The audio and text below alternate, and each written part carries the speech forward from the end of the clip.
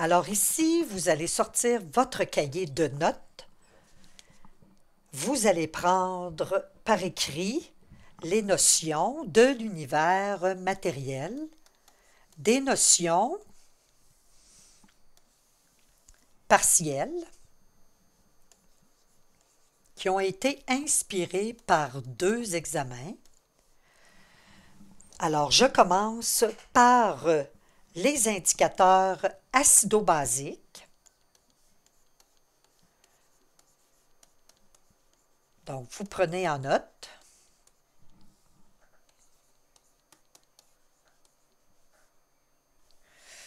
Donc, indicateur acido-basique.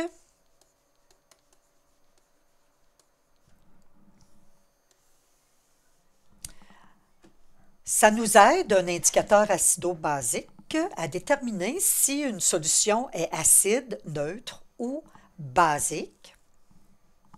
On va parler de l'échelle de pH, le potentiel d'hydrogène. Cette échelle va de 0 à 14.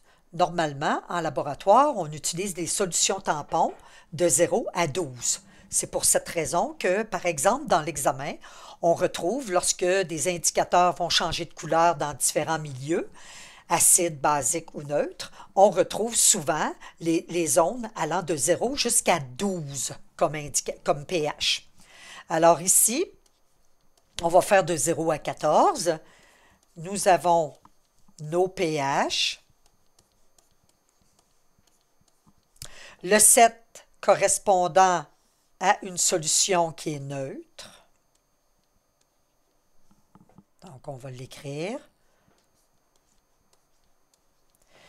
Les pH inférieurs à 7 correspondent à des solutions acides.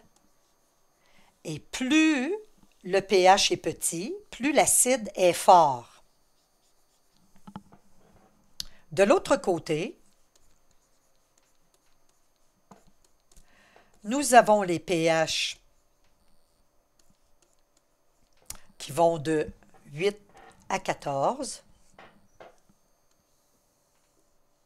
Ça correspond à des bases. Et plus le pH est grand, plus la solution est alcaline ou basique. Un synonyme de base, donc lorsque nous avons une solution qui est basique, ça veut dire que son pH est supérieur à 7. On peut dire aussi que la solution est alcaline. C'est synonyme. Maintenant, l'échelle de pH, il faut être en mesure de l'interpréter. Alors, de quelle manière? On va donner un exemple. Un premier exemple. Nous avons 2 solutions. La solution A avec un pH de 4. La solution B avec un pH de 6. Ce que nous pouvons observer, les deux pH sont inférieurs à 7, donc ça correspond à des solutions acides. Mais si on veut comparer l'acidité d'une des solutions par rapport à l'autre, de quelle manière allons-nous procéder? Nous savons qu'un pH petit veut dire un acide fort. Donc, nous savons que la solution A est plus acide que la solution B.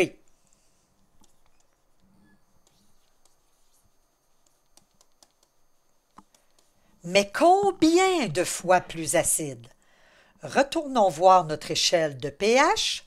Nous avons le pH ici de 4. Nous avons le pH de 6. nous avons, je vais appeler ça des petits sauts de mouton. Nous avons 2 petits sauts de mouton. Chacun vaut 10. Donc, ça va se multiplier par 10. Donc, 10 fois 10, c'est une fonction logarithmique.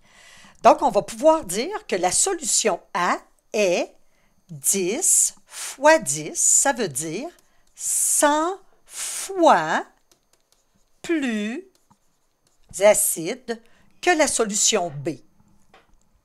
Si à l'inverse, j'avais voulu comparer la solution B à la solution A, alors là, je peux dire à ce moment-là que la solution B est 100 fois moins acide que la solution B. Donc, que la solution B est 100 fois moins acide que la solution A. Même chose, si on veut comparer des solutions qui sont basiques, donc supposons que nous avons une solution C avec un pH correspondant à 8 et que nous avons une solution D avec un pH correspondant à 11. Alors, si on retourne à l'échelle de pH ici, plus nous allons vers la droite, plus la solution est basique, plus la base est forte. Ce que nous avons ici, c'est une solution de pH 8 et une solution de pH 11. Donc 8, 11. On regarde, il y a combien de petits sauts de mouton ici? Il y en a 3. C'est toujours des valeurs de 10. Alors, si on compare, alors c'est relatif, là, on peut comparer la solution C à la solution D ou la solution D à la solution C. Alors, si on compare la solution C à la solution D, donc nous savons que la solution C est moins basique.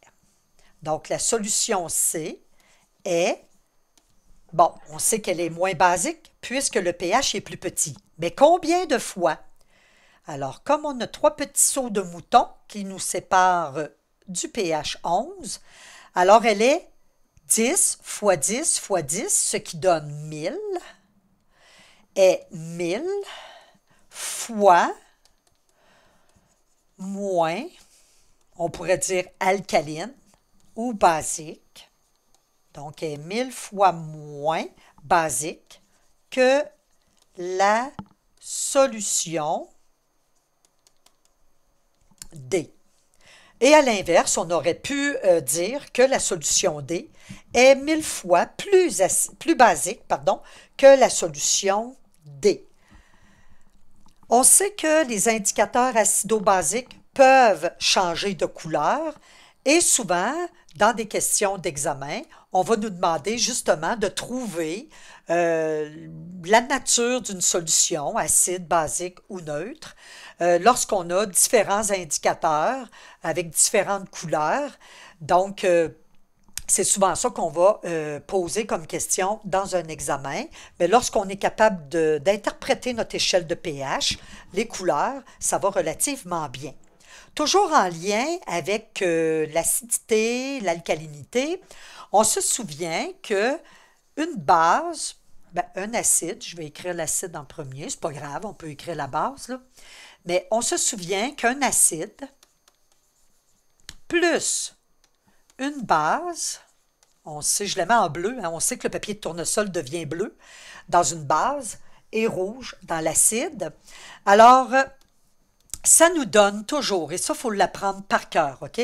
C'est la réaction de neutralisation. Ça nous donne toujours un sel plus de l'eau. Donc, toujours, toujours, toujours. Alors, ça nous donne un sel plus de l'eau. Ça nous donne donc de l'eau salée, qui est une solution neutre. Alors, il faut la retenir par cœur, cette réaction-là de neutralisation, c'est la neutralisation. Les produits de la neutralisation, c'est toujours un sel et de l'eau, H2O. Maintenant, comment identifier un sel, une base et de l'eau? En fait, un acide, donc un acide, un sel, une base, de l'eau, pardon, et un acide, là, je voulais mentionner l'acide, il faut se souvenir, il faut se rappeler d'une chose, c'est qu'au niveau d'un acide, il y a un acide qu'il faut apprendre par cœur, donc par cœur, c'est l'acide acétique.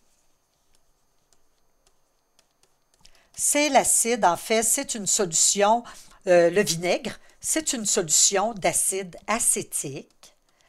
Et sa formule, c'est CH3COOH. Alors, autant en ST qu'en STE, il faut l'apprendre par cœur, cette formule d'acide. Pourquoi? Parce que c'est un acide particulier. On l'explique très bien en STE, mais en ST, on fait simplement mentionner qu'il est particulier parce que l'hydrogène est à la fin, alors que les acides, une substance qui est acide, pardon, par exemple HCl, l'acide chlorhydrique, le chlorure d'hydrogène, le H, il est au début. Lorsque nous avons différents acides, par exemple l'acide sulfurique, H2SO4. Donc, on peut retrouver ici le H toujours au début. Alors, pour un acide, on a toujours l'hydrogène au début, il peut avoir un indice de 2. Et à la fin, on peut retrouver un non-métal ou un groupe d'atomes non métalliques.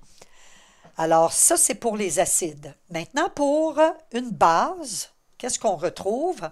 Pour la base, dans sa formule moléculaire, nous allons retrouver le radical OH qui est hydroxyde. Donc, la base, vous allez avoir, par exemple, un métal ou un groupe avec le radical hydroxyde qui est OH. Exemple, on connaît le sel, pas le sel, mais le sodium, Na, avec OH, donc l'hydroxyde de sodium, qui est utilisé beaucoup dans le domaine industriel et dans la fabrication, par exemple, des détergents. Alors, on voit le radical OH, on voit le métal, qui est le sodium juste avant. On peut retrouver aussi un groupe d'atomes juste avant le OH. Maintenant, le groupe d'atomes, le seul et unique qu'on retrouve, en fait, c'est en STE qu'on le voit, c'est le NH4. Bon, maintenant, pour ce qui est des solutions neutres, donc acide, vous avez base et la solution neutre qui est le sel. Alors, le sel, sa formule en général, c'est un métal avec un non-métal. On retrouve comme exemple un métal du sodium avec un non-métal, le chlore par exemple. On connaît le chlorure de sodium, du sel simplement, puis on le retrouve aussi lorsqu'on fait la neutralisation, par exemple, de l'acide chlorhydrique par le NaOH, l'hydroxyde de sodium. On a dit que la neutralisation donne un sel. Eh bien, on retrouve le NaCl et de l'eau, H2O. Donc, en ST, c'est à peu près ça qu'il faut retenir. Bien entendu, un sel, on pourrait avoir un groupe d'atomes avec un groupe d'atomes. Le groupe d'atomes, par exemple, pourrait être NH4. Puis un autre groupe d'atomes, on pourrait avoir l'atome, on pourrait avoir le carbonate, mais c'est plus au niveau du STE qu'on va voir cette théorie. On est toujours en ST. Donc, maintenant, au niveau des acides, des bases, des solutions neutres, je pense que ça complète, en fait, ça fait un bref résumé. On va aller voir par la suite à équilibrer ou à balancer des équations. Équilibrer une équation. Lorsqu'une équation est bien équilibrée, elle respecte la loi de la conservation de la matière. Une équation équilibrée, en fait, une équation en chimie, je vais en écrire une ici. Nous avons de l'acide chlorhydrique. Avec du magnésium, on sait que si un métal réagit avec l'acide chlorhydrique, avec un acide, nous allons avoir la formation d'un sel et dégagement d'hydrogène. Alors, ici, ça nous donne en fait des ingrédients. C'est un peu comme une équation en chimie, c'est un peu comme un livre de recettes. Nous avons les ingrédients, mais pour réussir la recette, ça nous prend les bonnes quantités. Donc, équilibrer une équation, c'est en quelque sorte de trouver les bonnes quantités. Puis pour trouver les bonnes quantités en chimie, c'est de la chimie, il faut s'assurer que le nombre d'atomes de chaque espèce, par exemple d'hydrogène, du côté des réactifs, ici ce sont les réactifs du côté gauche de la flèche, ici ce sont les produits, alors il faut que la quantité, le nombre d'atomes d'hydrogène du côté des réactifs soit égal au nombre d'atomes d'hydrogène du côté des produits. Alors, nous allons équilibrer cette équation. L'équation ici, qu'est-ce que nous avons? On peut commencer, le truc souvent on va nous demander de commencer à équilibrer les atomes de la molécule la plus complexe, la plus compliquée. Il y en a deux ici. Nous avons HCl ou MgCl. Je vais commencer par HCl, à équilibrer les atomes contenus dans cette molécule complexe. J'ai un atome d'hydrogène. Lorsqu'on équilibre une équation, on n'a pas le droit d'aller changer les indices. Donc, je m'explique.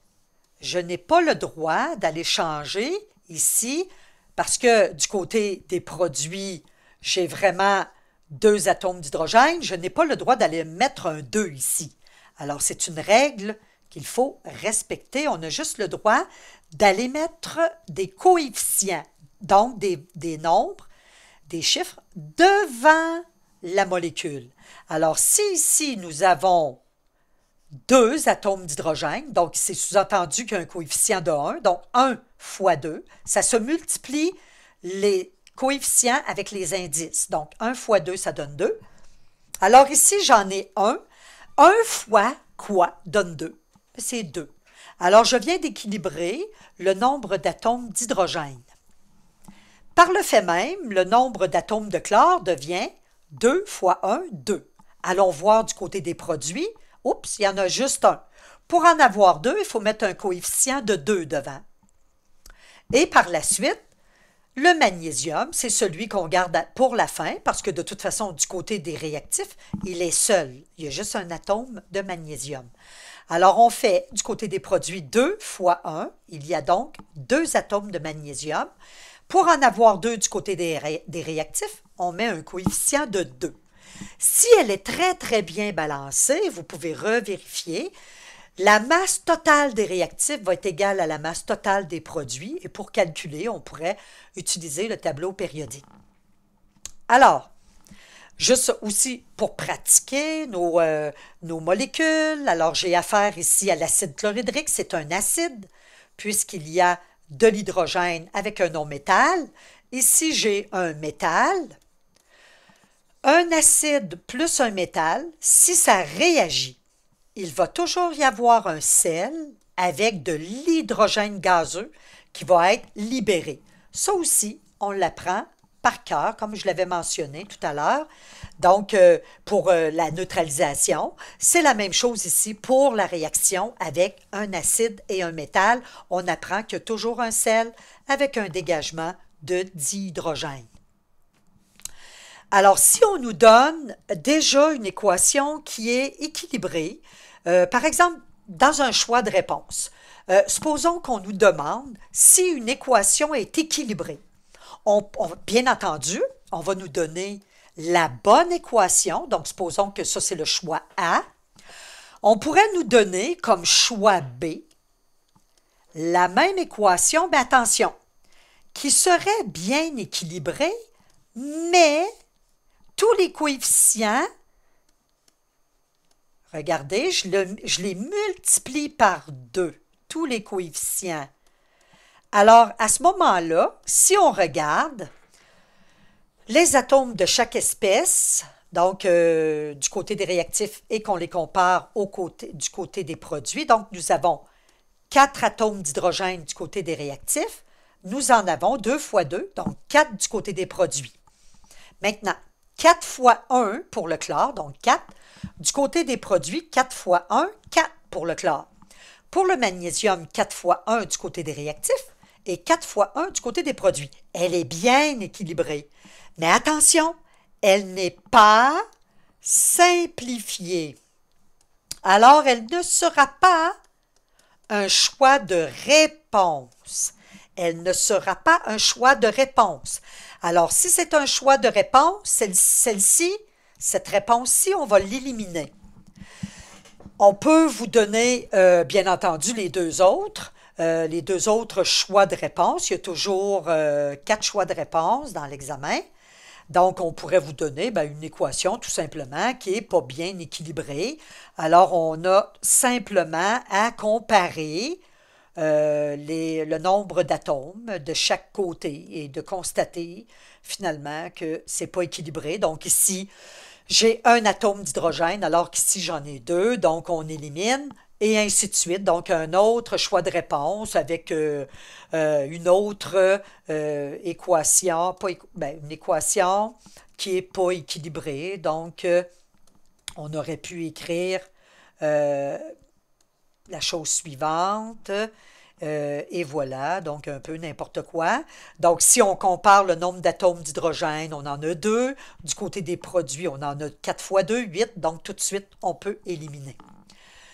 Alors, c'est la façon d'équilibrer des équations. Par la suite, pour se préparer à l'examen de ST de fin d'année, il faut connaître notre tableau périodique, les informations que nous retrouvons dans le tableau périodique. C'est très important. Nous avons dans un tableau périodique les numéros de famille, le numéro de famille. Les numéros de famille, les familles qui nous intéressent, ce sont les familles 1A, donc du groupe A. On peut appeler ça aussi les numéros du groupe. Et ce que nous avons, donc aussi les numéros de période, donc les numéros de la période. Et ça va nous donner de l'information. Donc, les numéros de famille, les périodes, en fait, les familles, ce sont les colonnes. Nous avons la famille des alcalins, on va les nommer tantôt. Les périodes, ce sont les lignes à l'horizontale. Donc, les colonnes à la verticale pour les familles et ce qui est à l'horizontale pour les périodes. Il y en a 7 au total des périodes. Et des familles, il y en a 8 dans le groupe A. Donc, c'est ce qui nous intéresse en ST. Maintenant, qu'est-ce que ça nous donne, ces informations-là, en rapport avec la configuration électronique? La configuration électronique, c'est lorsqu'on dessine, on veut dessiner, on veut représenter un atome d'un élément. Donc, ce que ça nous donne comme information, au niveau de la configuration électronique, le numéro de la famille nous donne le nombre d'électrons de valence. Ça veut dire les électrons sur le dernier niveau. Électrons du dernier niveau. Que nous donne le numéro de la période. Le numéro de la période va nous donner le niveau d'énergie. Donc, la couche, on est rendu à quelle couche électronique? Donc, le nombre de couches électroniques ou de niveaux énergétiques, donc de couches électroniques. Donc, si nous sommes sur la période 3, nous avons 3 couches. Mais il y a d'autres informations données par le tableau périodique lorsqu'on a, je vais y aller par un exemple, parce qu'on est simplement dans la révision. On pourra approfondir ça avec la révision un peu plus complète. Alors, si on regarde le magnésium, il est dans la famille 2A et il est sur la période 3. Vous pouvez regarder dans votre cahier de référence lors de l'examen. Vous allez pouvoir aller chercher ces informations. Il y a ici un numéro en haut du symbole de l'élément.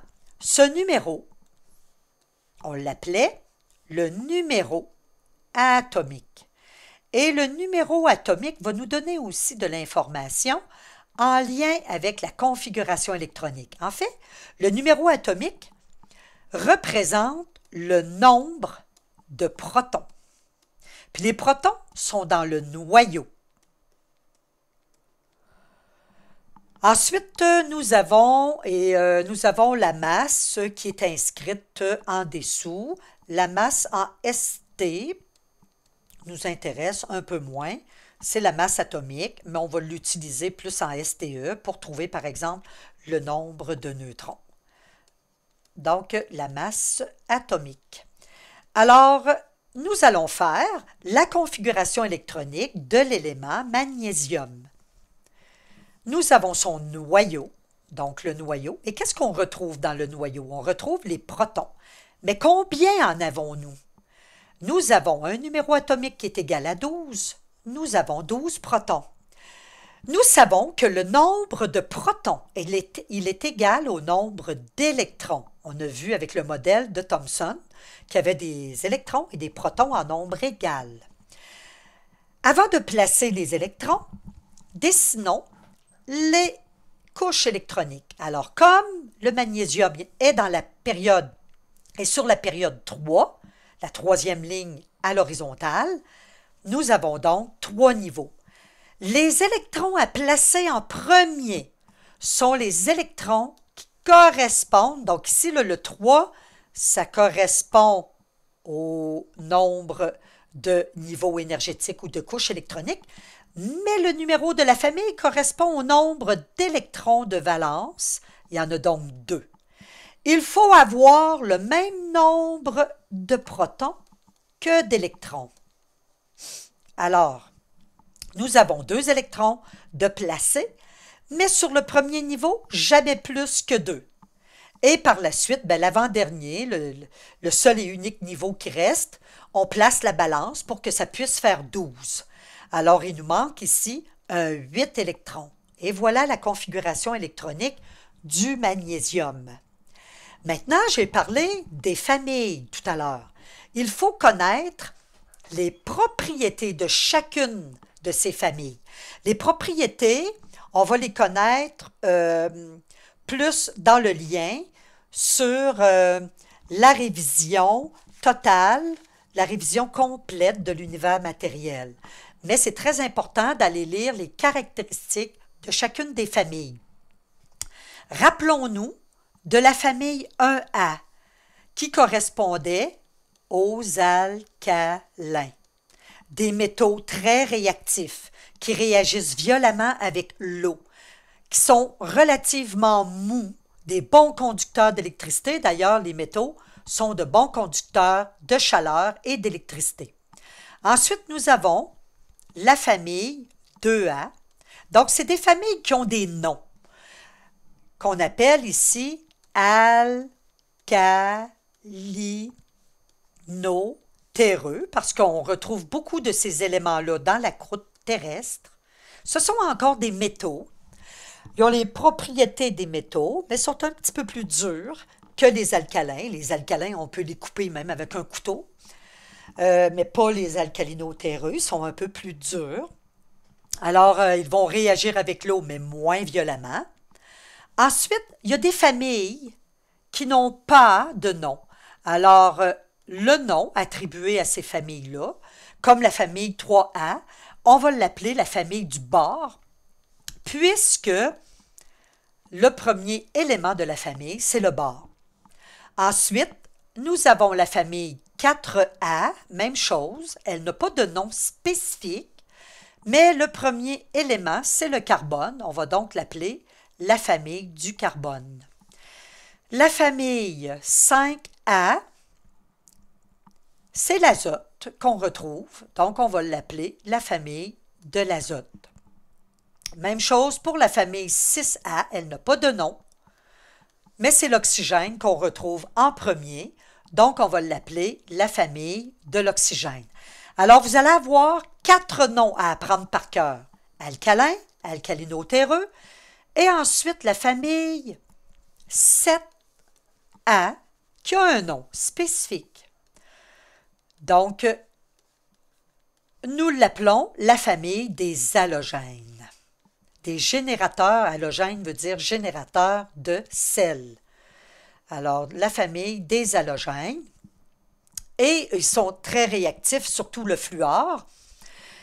Et la dernière famille, le dernier nom qu'on doit apprendre par cœur, c'est la famille des gaz inertes. Donc, vous avez l'hélium, le néon, etc. Donc, ils ne réagissent pas. En passant, les halogènes sont des non-métaux. Les gaz inertes aussi sont des non-métaux. Ils sont peu réactifs, donc une réaction pratiquement nulle. Donc, c'est ça. Alors, concernant le tableau périodique, c'est très, très important d'avoir les caractéristiques des éléments des familles et d'avoir aussi, de connaître les noms, comment on les nomme, donc ces différentes familles-là. Ensuite, il y a toujours une question qui est en lien avec la loi, et j'en ai parlé un petit peu tantôt, de la conservation de la matière. Alors, c'est très simple. J'ai parlé tantôt lors d'une réaction chimique. Lorsqu'on a une équation, vous avez des réactifs et des produits. C'est un peu comme dans un livre de recettes. Vous avez donc les ingrédients d'une recette. Mais lorsqu'elle est bien équilibrée, cette équation-là, vous avez en plus les quantités de chacun des ingrédients. Donc, je l'avais mentionné. Bon, la loi de la conservation de la matière, bien justement, lorsqu'une équation va être bien équilibrée, bien, elle va respecter cette loi-là qui dit que, tout simplement, la masse des réactifs est égale à la masse des produits. Alors, c'est la question la plus simple où vous avez simplement addition, soustraction à faire pendant l'examen. C'est aussi simple que ça. Donc, je vais donner une équation fictive. Supposons que j'ai du A qui réagit avec du B, qui donne du C plus du D. Alors, si on vous mentionne que nous avons 8 grammes ici de B et 22 grammes de C et 6 grammes de D. Alors, la question, combien de grammes de A avons-nous? Eh bien, c'est pas compliqué.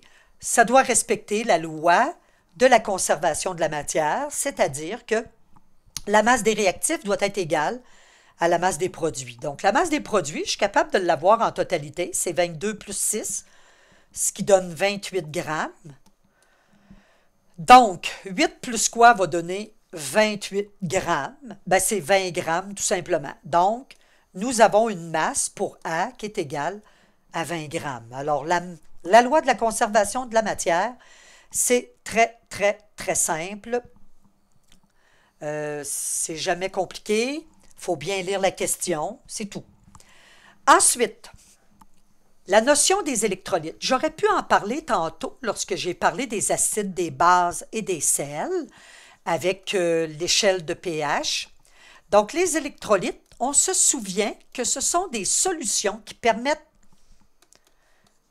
au courant de circuler. Donc, solutions permettant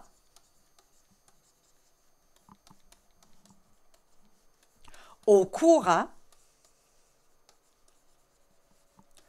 de circuler.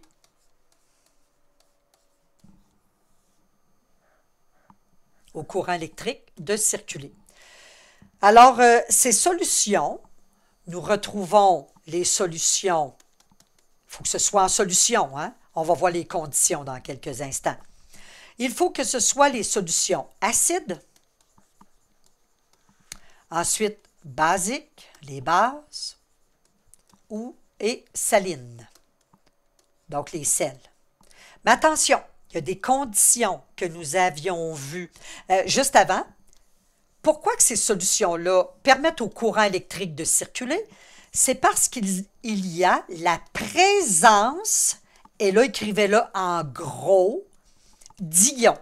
Là où on peut vous embêter dans les examens, c'est d'aller dire présence de protons, présence d'électrons, présence de n'importe quoi d'autre, c'est ions, OK? C'est présence d'ions. Mais qu'est-ce qui permet la présence d'ions? C'est qu'il faut que, en fait, il faut mettre ces substances-là en solution. Lorsqu'on a un acide solide, il n'est pas un électrolyte. Ce n'est pas un électrolyte. Pour le rendre électrolyte, il faut lui ajouter de l'eau. Et là, c'est à ce moment-là qu'il devient un électrolyte. Donc, ça permet d'avoir vraiment la mobilité des ions. Donc, si vous avez un acide, donc un acide qui est solide, lui, si on prend le petit conductimètre, ça veut dire le petit appareil avec la petite lumière là, qui nous indique que il y a une conductibilité électrique, le petit voyant lumineux s'allume, on colle les électrodes sur une solution qui est solide, pas une solution qui est solide, mais une substance qui est solide, pardon. Alors, le petit témoin lumineux ne va pas s'allumer. Mais si par contre, on met le petit, donc ici, il n'y aura pas possibilité d'allumer le petit témoin lumineux, mais si par contre, on met le petit appareil, ces électrodes dans la solution, alors là, le petit témoin lumineux va s'allumer. Donc, la conductibilité électrique fonctionne, donc elle est présente. Alors, faites attention, c'est vraiment les solides, il faut bien lire les questions dans l'examen du ministère. Si nous avons des substances solides, ce ne sont pas des électrolytes, même si on parle d'un acide, d'une base ou d'un sel. Pour rendre les ions mobiles, donc possibilité d'avoir la conductibilité électrique, il faut l'ajout de l'eau. Et si vous ajoutez de l'eau, c'est là qu'on parle de solution aqueuse. Donc, le solvant étant de l'eau. Et là, on peut parler d'électrolyte à ce moment-là. Attention, les sucres. On a vu les réactions de photosynthèse, l'inverse de la photosynthèse, la respiration cellulaire. On a vu ça. On avait vu la présence du glucose, le sucre, produit par exemple par la plante lorsque elle fait sa photosynthèse. Ça, c'est du C6H12O6. Alors ici, même si on dilue dans l'eau, même si on ajoute de l'eau, il n'y a pas de possibilité d'avoir présence d'ions. Donc, il n'y a pas de dissociation ionique, pas d'ions. Puis en plus, ben, c'est pas un acide par la formule moléculaire, c'est pas non plus une base. Voyez-vous, le H n'est pas à la fin, pas à la fin, mais au début, comme HCl. C'est pas non plus une base, il n'y a pas le radical OH. C'est pas un sel, il n'y a pas un métal avec un non-métal. Donc, c'est une substance autre. Et cette substance-là, même si on est capable de dissoudre du sucre dans l'eau, ben, il n'y a pas d'ions qui vont devenir mobiles, donc ce n'est pas un électrolyte, même si on met de l'eau. Donc, il faut faire attention, ce n'est pas toutes les substances solides, lorsqu'on va mettre de l'eau, qui vont devenir des électrolytes. Donc, il faut faire attention à cette notion-là. Bon, ensuite, nous avons, dans les examens, l'électricité, l'électricité statique. Lorsque nous abordons l'électricité statique, première des choses, dans la matière, lorsqu'elle n'est pas frottée avant le frottement, supposons que j'ai un ballon, nous avons des charges positives et négatives en nombre égal. Là, je pourrais en écrire plein, plein, plein. Donc, nous avons du caoutchouc, un ballon. Si j'ai une règle qui est faite avec un autre matériau, eh bien, la règle a des charges positives et négatives, elle aussi, en nombre égal, avant le frottement. Ce qu'il faut retenir, c'est que s'il y a un frottement, c'est très important, c'est seulement les charges négatives. Ça, il faut l'apprendre par cœur, qui se déplacent s'il y a un frottement. Ce ne sont pas les charges positives. Et dans les examens, il y a toujours des questions en lien avec l'électricité statique. Exemple, ce ballon-là, le même que j'ai ici, et cette règle-là, après le frottement, là, OK, il va toujours rester le même nombre de charges positives pour le ballon et le même nombre de charges positives pour la règle. Ce sont les charges négatives qui ne seront plus le même nombre si on a eu un frottement. Mais pour savoir de quelle manière les charges négatives vont se déplacer, ça nous prend la série électrostatique. Donc, soit qu'on va vous la donner, soit qu'elle sera partielle. Donc, la série électrostatique, ça veut dire qu'elle va être dans... En fait, les directives vont être dans l'énoncé de la question. Électrostatique. Bon, supposons que on va prendre... supposons que mon ballon, donc j'ai dans les séries, je vais prendre des substances autres que le ballon, puis la règle. La règle elle peut être en différentes substances, là. Donc, je vais y aller avec, supposons que j'ai de l'acétate. Donc, j'ai une tige, donc on va faire un exemple. J'ai un bâton d'acétate. Bon, ça, c'est si vous avez, il va y avoir une mise en situation ou bien vous allez avoir une série électrostatique. Bon, avant le frottement, des plus puis des moins en nombre égal. On peut en mettre 50 plus puis 50 moins, ça importe peu. Et nous avons du coton. Même chose. Le coton, on peut en placer, on va en placer, tiens, ce nombre-là, c'était réparti en nombre égal avec le modèle de Thomson. Bon, ça c'est avant frottement. Avant frottement, c'est ce que nous avons. Après frottement, après frottement. Chose certaine, c'est que la tige d'acétate, elle a toujours ses 3 plus. Le coton a toujours ses 2 plus. Donc, je l'ai mentionné, là. Apprenez ça par cœur. C'est vraiment là, les charges négatives qui voyagent dans la matière lorsqu'il y a un frottement. Par contre, je vous ai dit, il faut avoir la série électrostatique. La série électrostatique est donnée, ou bien on va vous dire que, dans notre cas ici, c'est plus le coton qui donne des charges négatives. Donc, on va vous le mentionner. On va vous l'écrire. Donc, si c'est le coton qui donne des charges négatives, ça veut dire que les charges négatives vont partir du coton vers l'acétate. Vous n'avez pas besoin d'apprendre ça par cœur.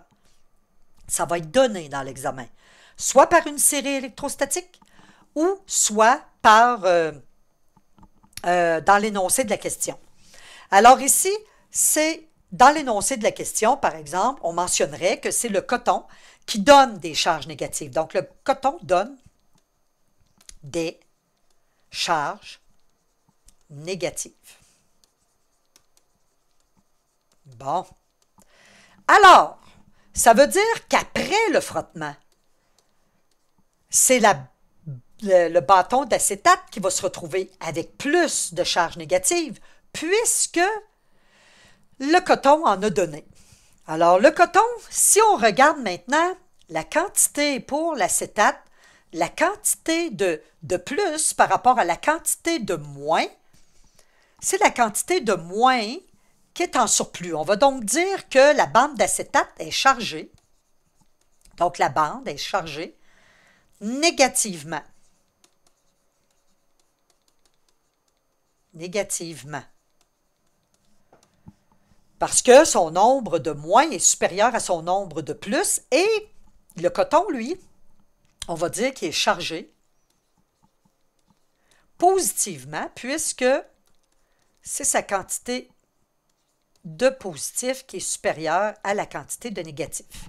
Là, maintenant, l'imagination, imaginez, quand vous savez qu'un frottement amène le déplacement des charges négatives et que s'il y a un surplus de charges négatives, la substance est chargée négativement, et un surplus de charges positives, la substance est chargée positivement, et qu'on connaît notre loi qui stipule que une matière chargée positivement qui s'approche d'une matière chargée aussi positivement, nous aurons de la répulsion, ça se repousse.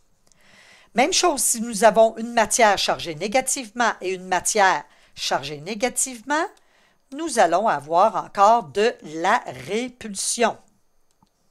Et si nous avons une matière qui est chargée positivement avec une matière qui est chargée négativement, ou l'inverse, négatif-positif, vous allez avoir de l'attraction. Alors, si vous savez comment travailler avec la série électrostatique ou bien ce qu'on vous donne comme information dans l'énoncé de la question, pardon, vous allez être en mesure de répondre à toutes les questions en lien avec l'électricité statique. Maintenant, la formation des ions. J'aurais pu en parler tout à l'heure lorsque on a parlé des électrolytes. Formation des ions. La formation des ions, qu'est-ce qu'il faut retenir? En fait, c'est un atome, un ion, là. Ça, il faut l'apprendre par cœur, c'est de la chimie. Donc, c'est quoi un ion? C'est un atome. Lors des réactions chimiques, les éléments vont se lier. Mais lorsqu'ils vont se lier, ils vont donner des électrons. Ou bien ils vont en recevoir. Et donc, ça va former des ions. Donc, atomes qui donnent,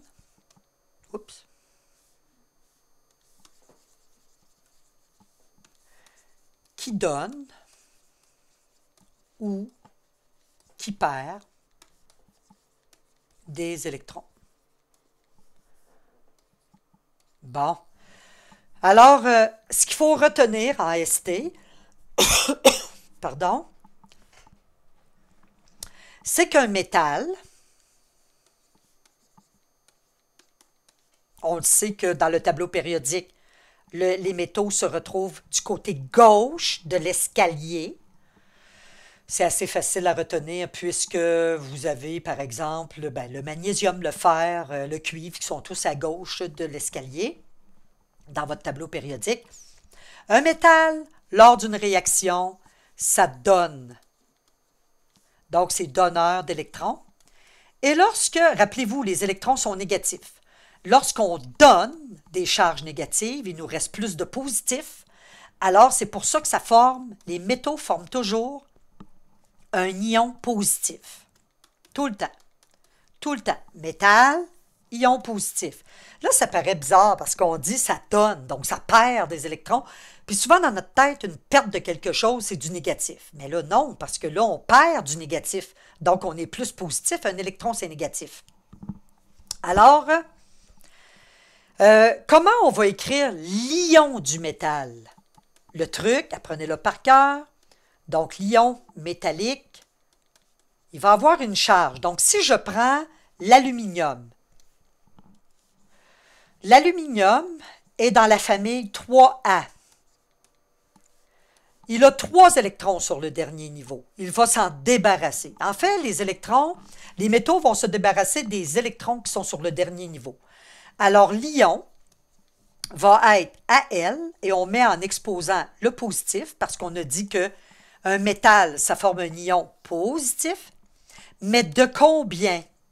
C'est très simple. Apprenez-le par cœur. De son numéro du groupe. Donc, comme le numéro du groupe, c'est 3A, on met le 3. Si j'ai le magnésium est dans la famille 2A. Alors, son ion, on écrit le symbole. Il va être positif parce que c'est un métal. Il est donneur de charge négative, donc il est plus positif. De combien? Du numéro de groupe, donc 2. Et voilà. Ben, vous aurez deviné que le non-métal, donc un non-métal, c'est l'inverse. Un non-métal, c'est un receveur d'électrons et lorsqu'on reçoit des charges négatives, on est plus négatif. Donc, on va avoir un ion négatif qui va être formé, des ions négatifs. Alors, l'ion d'un non-métal, apprenez-le par cœur, c'est sûr qu'en STE, on l'explique de long en large, mais ici, on va se limiter au par cœur. Alors, si vous avez l'oxygène,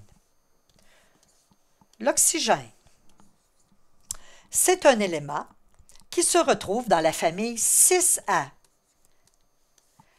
C'est un receveur d'électrons, mais il veut recevoir des électrons pour que ça fasse 8 sur son dernier niveau. Mais là, il y a juste 6 électrons. Alors, pour écrire son ion, on écrit le symbole avec un moins. Mais combien qu'on va écrire devant le moins? Alors, ça va correspondre pas à 6, comme le métal. Ça va correspondre plutôt, je vais le tasser ici, je vais juste le tasser pour qu'on se laisse la place. Ça va correspondre à 8, toujours 8, OK? Moins le numéro du groupe, donc moins 6. Donc, c'est toujours 8 moins le numéro du groupe, de la famille, OK? Le numéro du groupe ou de la famille, c'est pareil. Donc, ça veut dire 2. Donc, l'ion, c'est O2-. Je vais en prendre un autre. Dans votre tableau périodique, supposons que je prends le chlore. C'est un halogène, famille 7A. Donc, un non-métal, il est à côté, il est à droite de l'escalier. OK? Alors, son ion, on fait 8 moins le numéro de sa famille. Ça donne 1. Donc, ça va donner du Cl moins. Mais comme c'est 1, on n'est pas obligé de l'écrire là. On va l'enlever parce que ça ne fait pas très beau. Donc, c'est sous-entendu qu'il y a un 1. Un autre exemple, je prends l'azote. Alors, l'azote est dans la famille 5A. Alors, je vais faire 8 moins 5. Ça donne 3. Alors, son ion, comme c'est un non-métal, il est à droite de l'escalier. Ça va être négatif. Mais de combien? De 3. Donc, ce n'est pas le numéro du groupe comme pour le métal. C'est 8 moins le numéro du groupe. Alors, apprenez-le par cœur. Compliquez-vous pas la vie. C'est très simple. Et ça tourne toujours autour des mêmes notions. Le champ magnétique. Oh, le champ magnétique. On a vu le magnétisme avant l'électricité. Alors, le champ magnétique. Nous avons vu le champ magnétique autour d'un aimant droit et nous avons vu aussi autour d'un fil, d'un aimant qui peut être en forme de fer à cheval ou peu importe. Et nous avons vu aussi un fil droit. Ça, j'ai un lien avec une vidéo très, très concrète, une petite vidéo qui va vous montrer la règle de la main droite pour un fil. Alors, Je vais l'envoyer, mais c'est sûr que je vais juste résumer ici dans cette courte théorie. La seule chose qu'on va se rappeler, donc qu'il faut se rappeler, c'est la trajectoire, comment il circule, le champ magnétique. Alors, du champ magnétique, c'est très facile pour nous en Amérique du Nord de se souvenir de comment circule le champ magnétique parce que souvent lorsque nous allons en vacances, nous sommes dans le nord de l'Amérique et souvent les vacances, on les prend dans le sud. Donc nous, on sort du nord pour aller dans le sud. Alors la ligne du champ magnétique sort du nord et entre dans le sud. Ça, c'est du par cœur. Si vous retenez ça, vous allez être capable de répondre à plein de questions. Ça sort du nord, ça rentre dans le sud. Alors, si j'ai un aimant, donc un aimant avec un pôle nord, un pôle sud, il y a des lignes de champ qui vont se retrouver autour de cet aimant-là. Mais comment on va les orienter? Qu'est-ce qu'on vient de dire? Une ligne de champ sort du nord. Donc, on va la faire sortir du nord. Regardez par la flèche, on va l'inscrire. On va la faire sortir du nord. Et voilà, elle rentre dans le sud. Tout simplement.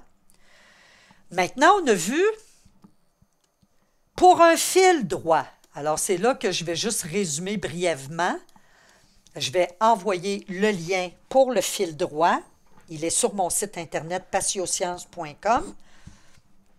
Alors, le fil droit, c'est que vous avez un fil électrique qui va être branché à une source de courant. Alors ici, il n'y a pas de pôle nord ou de pôle sud, là. Pas du tout, là. On est tout mêlé. Donc, il n'y a pas de pôle nord, il n'y a pas de pôle sud. Il y a une borne positive, une borne négative.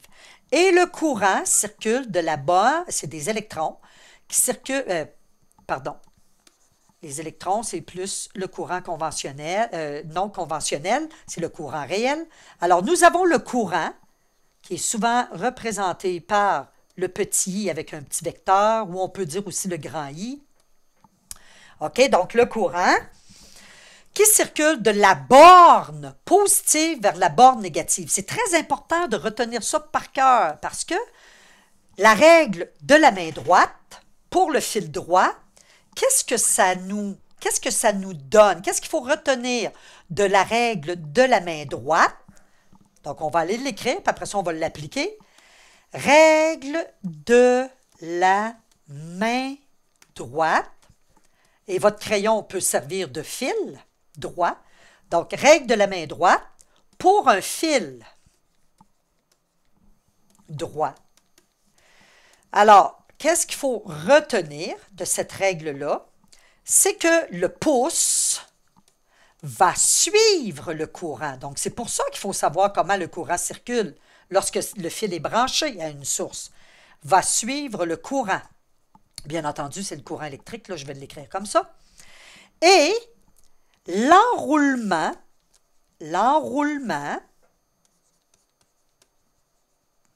des doigts, qu'est-ce que ça va donner?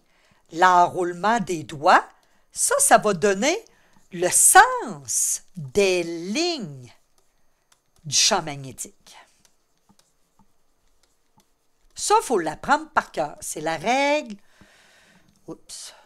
c'est la règle de la main droite associée à un fil droit.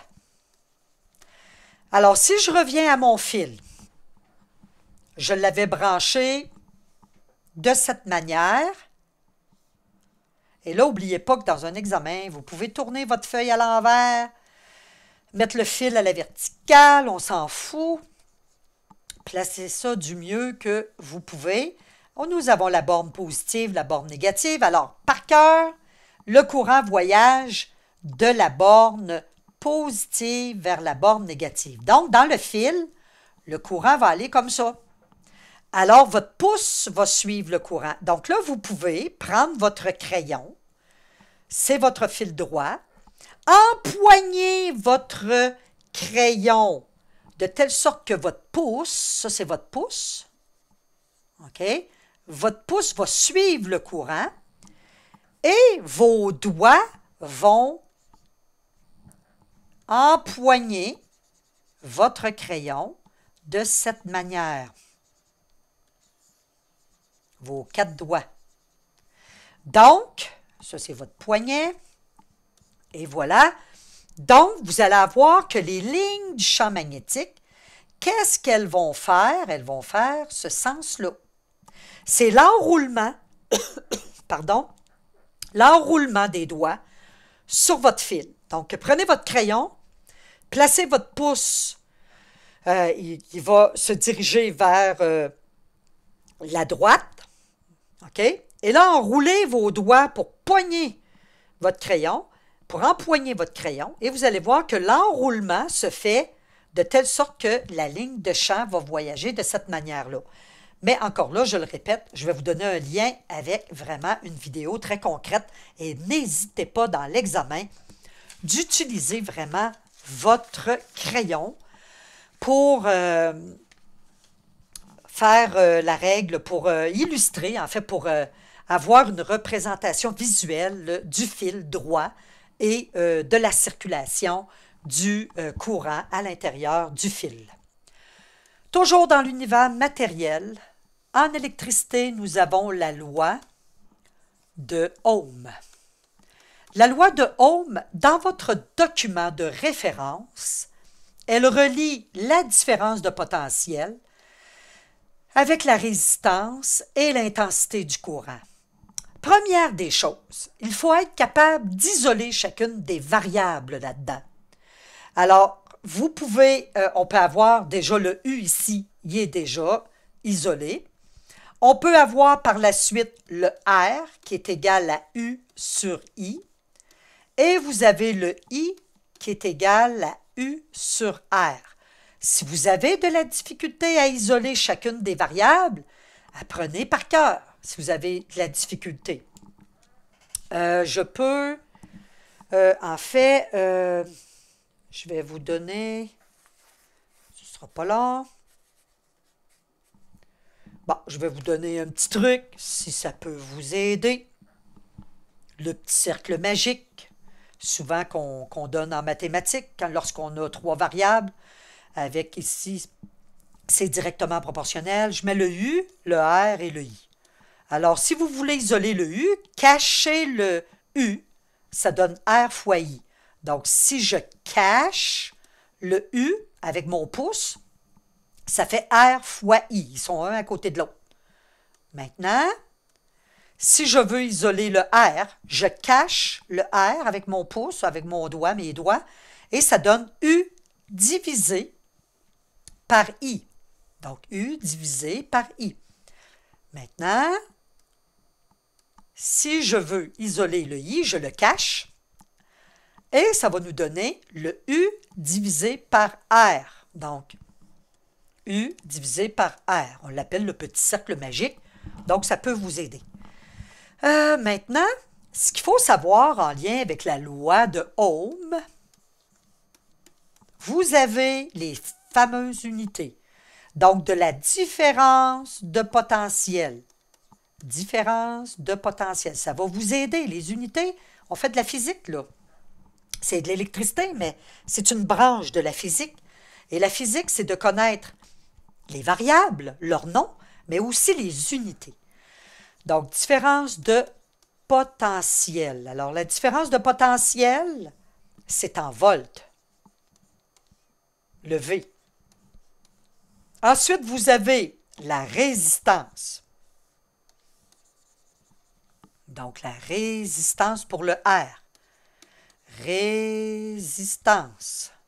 La résistance, elle est en ohm. Son petit symbole, ben, c'est le ohm, là, mais c'est comme ça. C'est le ohm. Ensuite, vous avez l'intensité du courant électrique. Intensité du courant électrique. L'intensité du courant électrique, eh bien, c'est en ampères. Ce sont les ampères, le A. l'abréviation de ampère, c'est A. L'abréviation de volt, c'est grand V. L'abréviation de ohm, ben, c'est ce petit symbole-là. Donc, si nous avons un exemple, nous avons U égale R fois I et que nous avons un 2 ampères multiplié par un 3 ohms, eh bien, par définition, ça va nous donner 6, mais pas 6 n'importe quoi, ça va donner 6 volts. Donc, ça va. Qu'est-ce qui mesure la différence de potentiel? Le U, là, qu'est-ce qui le mesure? C'est le voltmètre. Le voltmètre, il est branché comment dans un circuit électrique? Branché en parallèle. Il peut être dans n'importe quel type, que ce soit en série, que ce soit en parallèle, n'importe quel type de circuit électrique. Donc, la différence de potentiel se calcule avec le voltmètre, puis le voltmètre est branché en parallèle.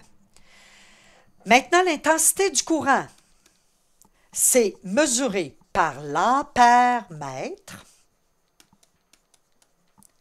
et l'ampère-mètre, que ce soit dans un circuit en série ou en parallèle, lui est toujours branché en série. Ça peut être des questions point dans un examen. Comment on va le représenter, le voltmètre, dans un circuit électrique? On va le représenter avec un petit V. Puis l'ampère-mètre, on va le représenter avec un petit A, un grand A, pardon, donc un grand V, puis un grand A. Puis ça va être dans un cercle. On va aller faire quelques circuits. Donc, branché en parallèle, ça veut dire que l'appareil, il y a vraiment ces deux bornes qui sont avec les deux bornes d'un autre élément du circuit, alors que branché en série, on a que une de ces bornes est avec un élément de circuit et l'autre borne avec un autre élément de circuit. Comment retenir le branchement? Le petit truc que je donne, A pour l'ampère-mètre, série, S pour série, V pour le voltmètre, P pour parallèle. A, s'il vous plaît. Donc, A pour l'ampère-mètre, qui est branché en série, V pour le voltmètre, qui est branché en parallèle. Alors, qu'est-ce que j'ai mentionné tout à l'heure? J'ai dit, même si nous avons un circuit où il y a des résistors, par exemple, branchés en série, si nous voulons brancher un ampère-mètre, ben, l'ampère-mètre, il va être branché en série. Donc, un petit bras avec la source ici, ça donne que c'est la source, et un autre petit bras avec un résistor ici. Par contre, le voltmètre, lui, est branché en parallèle.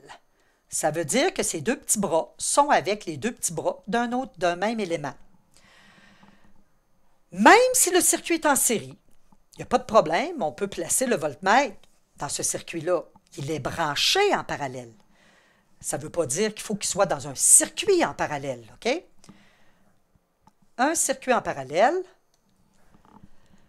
Je vais mettre mes deux résistors en parallèle. Ça, c'est souvent dans l'analyse techno. Lorsqu'il y a de l'électricité dans l'analyse techno, il y en a pratiquement tout le temps, on nous demande comment sont branchés les éléments du circuit. Donc, en parallèle, ça, j'ai deux résistors branchés en parallèle. Le courant a donc plus de chemin. Donc, s'il y a un résistor qui est défectueux, le courant va continuer à circuler dans le circuit. Ce n'est pas le cas pour le circuit en série parce qu'il n'y a pas beaucoup de chemin, il y en a juste un pour retourner à la source. Alors, nous avons ici, encore là, si on veut mesurer le courant qui passe par le premier résistor, supposons ici, ben, on va placer l'ampère-mètre en série. On aurait pu le placer ici. Donc, mais la condition, c'est qu'il faut qu'il soit branché en série. Le voltmètre, lui, il faut qu'il soit branché en parallèle. Donc, on peut le brancher ici en parallèle. Oups. Donc, on peut le brancher ici en parallèle. On peut le brancher ici en parallèle. Et voilà. Maintenant, ces notions-là de... Oups, je suis peut-être allé un petit peu trop vite. Il faut prendre en note. Donc maintenant, ces notions-là de différence de potentiel, d'intensité du courant, on a vu la loi d'Ohm. Alors, qu'est-ce qu'on peut faire? C'est que, au lieu de vous demander de calculer, par exemple, une différence de potentiel ou l'intensité du courant, ou bien la- l'intensité du courant, la résistance ou la différence de potentiel, au lieu de vous donner les valeurs des variables, on vous les donne indirectement dans un graphique. Alors, le graphique, c'est comment rendre difficile une question très facile. Donc, le graphique qu'on va vous montrer en ST, en lien avec la différence de potentiel et l'intensité du courant, c'est celui-ci. Ce qu'il faut savoir, c'est que ces deux variables-là, on revient à des mathématiques. Ces deux variables-là sont, quand on sait que lorsque le courant augmente, la différence de potentiel augmente. Donc, ça nous donne ceci. Mais on pourrait vous demander de calculer une résistance. Et voilà, une résistance. Mais vous avez un graphique. Exemple. Sur le graphique, on vous a donné l'intensité du courant ici qui est égale à 0,6 ampères. Et cette intensité de courant-là correspond à une différence de potentiel de 12 volts. Bon. Alors, la résistance, au lieu de la donner directement, on l'a donnée dans un graphique, tout simplement. Alors, vous avez le U, donc, je l'ai dit tantôt, ça, on est dans une partie de la physique. Nous sommes dans l'univers matériel, mais l'électricité, c'est une branche de la physique. En physique, il faut connaître les variables, leurs noms et les unités qui sont associées à ces variables-là. Le U, c'est la différence de potentiel et ce qui est associé à cette variable-là, c'est le volt comme unité. Et le I, c'est l'intensité du courant, c'est le nom de la variable I. Et l'unité qui est associée, c'est le ampère. Si vous mélangez tout ça, vous êtes vraiment en difficulté. Alors, par la suite, allez voir dans votre document, on vous avait donné ceci comme formule. Alors, je vous ai donné le petit cercle magique tantôt. Alors, si vous voulez isoler R, ça va nous donner U sur I. Ensuite, si c'est un développement, montrer la substitution. Ça veut dire qu'on va aller mettre des valeurs à chacune de nos variables. Et ça va vous donner une valeur, souvent c'est des valeurs entières. Et l'unité, l'unité associée à la résistance, c'est le ohm, c'est ça son symbole. Alors c'est très, très, très, très important de bien écrire les unités, etc. Si vous apprenez comment travailler avec ce graphique-là de façon par cœur, avec la loi de Ohm, vous allez répondre à toutes les questions possibles du ministère sans problème. Maintenant, nous avons aussi en lien avec l'électricité la formule que vous avez dans votre document de référence qui calcule l'énergie. Attention, l'unité de l'énergie, il peut en avoir plusieurs. Vous avez le P pour la puissance. Vous avez le T, le delta T, pardon, pour le temps. Bon, le temps de fonctionnement d'un appareil. Alors ça, c'est pour calculer la quantité d'énergie consommée. Souvent, c'est une question qui est en lien avec les appareils électriques qui consomment de l'énergie. Puis, on vous demande lequel est le moins énergivore, qui va consommer le moins ou le plus d'énergie. Donc, le plus énergivore, etc. Alors ici, les unités de l'énergie, c'est le joule en général. Mais attention, le joule, l'abréviation, c'est J, le grand J. La puissance, c'est le watt. Mais attention, le watt. Donc, le watt, c'est W, l'abréviation. Et le temps, dans le système international des unités, c'est la seconde. Donc, petit s. Attention, ce qui donne des joules, c'est vraiment des watts multipliés par des secondes. Donc, de l'énergie en joules, ce sont des watts. Donc, l'énergie qui est en joules, il faut que la puissance soit en watts et que le temps soit en secondes. Mais l'énergie peut être aussi en kilowatts. Donc, ta puissance, donc l'énergie peut être en kilowatts multiplié par des heures. Ben, à ce moment-là, il faut que la puissance soit en kilowatts et que le temps soit en heures. Tout simplement, c'est la logique pour que ça donne des kilowattheures. Donc, l'énergie peut être représentée par des kilowattheures ou des joules, peu importe, mais il faut faire attention. Si vous avez des kilowattheures comme unité d'énergie, alors la puissance est en kilowatts et le temps, il est en heures. Alors ça, c'est l'habileté à transformer des unités. Alors, si vous avez 1500 watts et que vous voulez connaître à combien de kilowatts ça correspond, alors il faut faire 1500 watts divisé par 1000. Et là, ça va vous donner 1,5 kW. Donc, c'est l'habileté à transformer des unités. Même chose pour l'heure. Si vous avez 3000, on va dire 3600 secondes, et que vous les voulez en heures, eh bien, vous pouvez, comme vous voulez, vous pouvez faire une règle de 3, vous pouvez dire 3600 secondes correspond à combien d'heures, sachant qu'une heure, dans une heure, il y a 60 minutes, mais chaque minute vaut 60 secondes. Donc, 60 minutes, 60 secondes, c'est ce qu'il y a dans une heure. Donc, 3600, ben, ça correspond à une heure. Donc, 60 fois 60, 6 fois 6, 36, et on a nos deux zéros. Donc, si on fait notre règle de 3, 3600 fois 1 divisé par 3600, eh bien, ça nous donne une heure. Donc, c'est la capacité de transformer des unités. Vous pourrez vous pratiquer dans les exercices, dans l'examen, vous allez voir. C'est peut-être la notion la plus difficile. OK. Le triangle de feu. Toujours pratiquement dans chacun des examens. Le triangle de feu, lorsque les pompiers arrivent sur les lieux d'un incendie, on a à travailler avec qu'est-ce qu'on a comme combustible?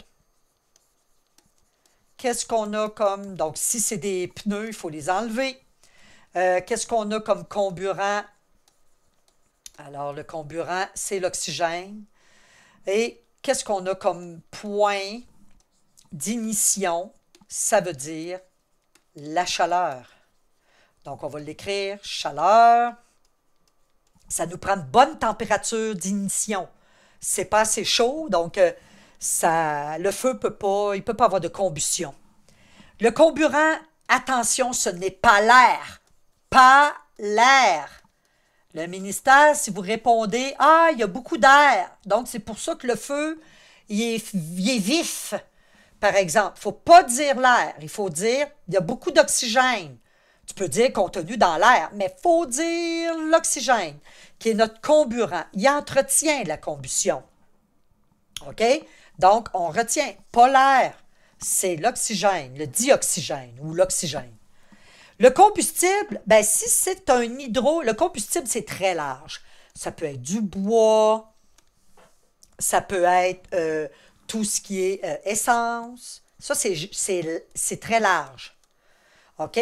Mais si on parle principalement de l'essence, tout ce qui est les hydrocarbures, là, on parle de combustible. Bon, de combustible. Un combustible, ben, c'est ce qui va brûler.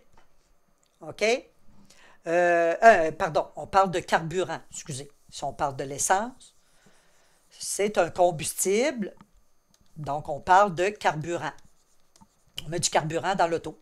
mais c'est notre combustible, c'est celui qui va brûler. Donc, c'est ce qui brûle, le comburant, c'est ce qui entretient la combustion, et le point d'ignition, c'est la chaleur nécessaire pour qu'il y ait le feu, tout simplement. Donc ça, il faut retenir ça. Lorsque les pompiers vont sur un lieu où il y a un incendie, si, comme par exemple, on a des feux de forêt, souvent on va faire on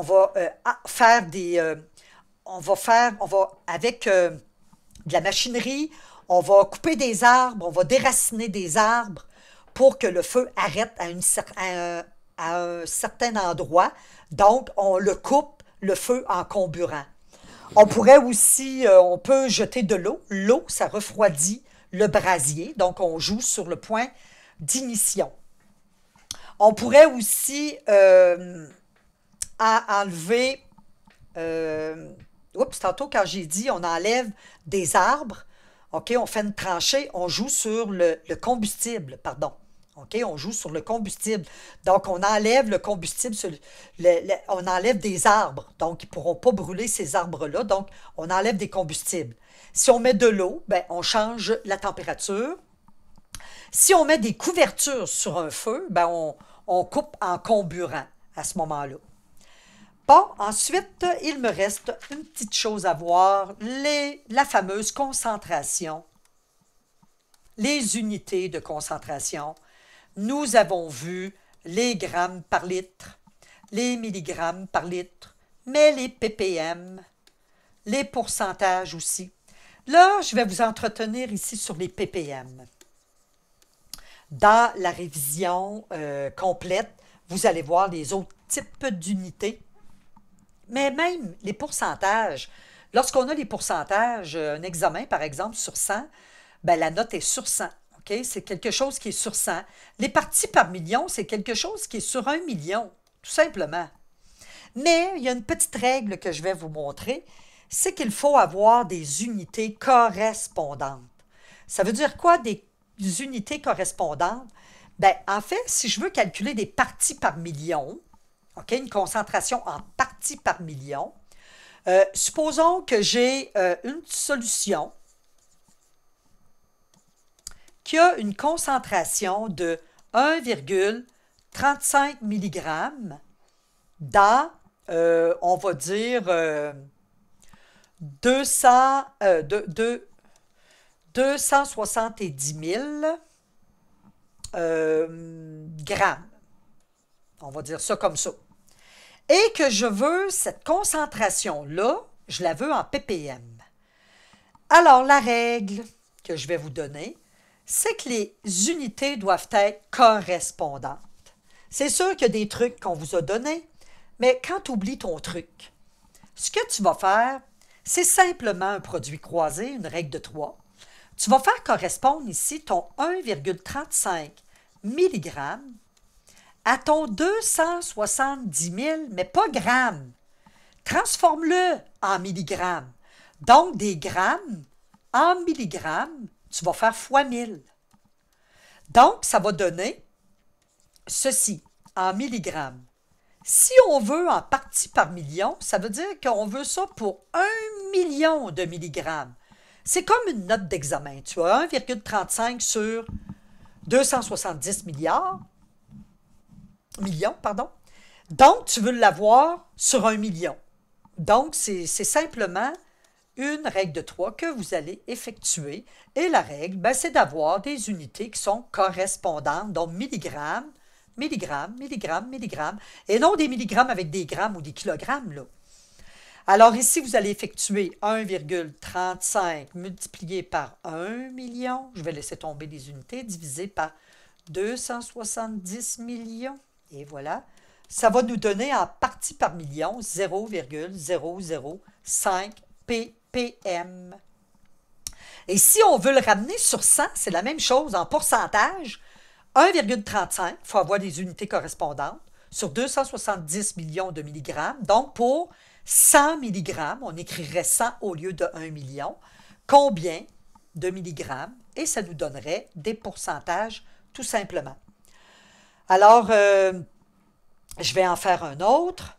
Je vais faire celui-ci. Un autre exemple, si j'ai une concentration de 0,017 grammes par litre. Souvent, ce qu'on va avoir à faire dans les examens, c'est de comparer des concentrations pour dire laquelle est la plus concentrée ou laquelle respecte des normes. OK? Donc, une solution, lorsqu'elle correspond à 1 litre, ça veut dire 1000 millilitres. Et 1000 millilitres, c'est 1000 grammes lorsqu'on parle de solution aqueuse. Alors, c'est nos correspondances. On apprend ça par cœur. Donc, si j'ai différentes ici solutions, il faut les représenter avec les mêmes unités si on veut les comparer. Mais là, pour rendre ça un petit peu plus difficile, je vais les transformer en ppm. Mais j'aurais pu les transformer les deux en grammes par litre ou en milligrammes par litre et par la suite les comparer. Mais admettons qu'il faut que je les transforme en ppm. Alors, je fais la même chose que tantôt. 0,017. Je peux laisser ça en grammes. Mais il faut que le 1 litre, ben, en fait, c'est 1000 millilitres. Donc, c'est 1000 grammes. Donc, si je veux pour 1 million, et voilà, combien? J'effectue la règle de 3, donc 0,017 fois 1 million divisé par 1000, ça nous donne 17 ppm. Ici, ce que je peux faire, c'est de transformer mes milligrammes en grammes, donc je divise par 1000. Donc, voyez-vous, c'est vraiment un jeu donc des milligrammes en grammes, on divise par 1000, des grammes en milligrammes, on fait fois 1000.